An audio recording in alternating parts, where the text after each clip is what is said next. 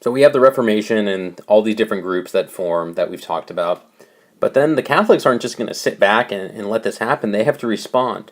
So that's where you get the fancy name, the Counterreformation. So that's a Catholic response to the Reformation and all the ideas that had come out of it. Remember, Luther didn't want to break from the church.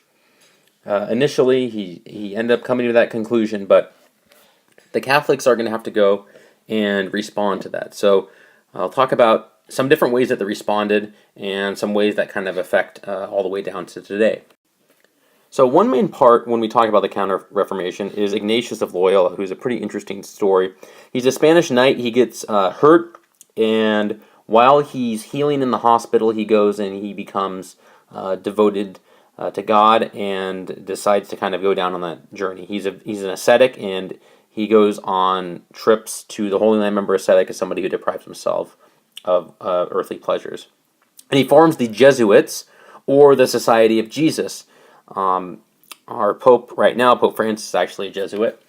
And it's kind of formed around militaristic lines, like I said, because he was a soldier himself. And one thing that he does is he goes and kind of does, if you want to think about P90X, but for your soul, they're called the spiritual exercises, which focus on somebody going and really putting themselves into a meditative state, going and visualizing, for instance, the crucifixion of Jesus, and putting yourself into that state in order to go and increase your fervency for God.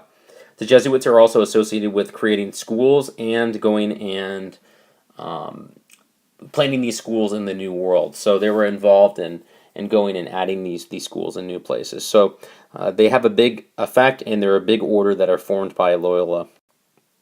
This is actually the spot that Ignatius of Loyola was kind of converted at, and a big spiritual event in his life. The main thing that I'll talk about today is the Council of Trent, which is a meeting over a period of years. It's not like a one-time meeting in a place called Trent, where the Catholics are going to respond to Luther's things, and they're going to say, do we actually agree with them? Did he have some fair points, or are we sticking by our guns? And more or less, the Council of Trent, they're kind of sticking by their guns. So Pope Paul III goes and adds his naughty list to the books, which is called the Index of Prohibited Books. They're basically books written by people in the Reformation. And the Council of Trent does condemn more or less the Reformation. They reaffirm justification is not solely faith, so not the sola fide. Works come into play as well. They go and reaffirm that the seven sacraments are something that are important to the church. There's not two, there's not zero. They reaffirm transubstantiation, the belief that the bread and the wine literally turn in the body and blood of Christ during the Mass. Clerical celibacy, so the priest, and even today, it's an issue within the Catholic Church and other churches, is can they be married or not? And he says, the Council of Trent decides that that still exists. Purgatory is upheld for the time. Saints and relics are still used. Relic is like something you would pray towards, and the idea of intercessing saints still stays. And iconography, we've talked about that with the original Catholic Orthodox split. And then they actually reaffirm the practice of indulgences for the time. Council of Trent, the whole priesthood of all believers, they maintained that a priest is different. So that's the idea of still going to a confession or something like that. The priest, there is some distinction between the two. Some things that they did clean up, though, was a lot of the priests just weren't well educated. They still hadn't read the Bible.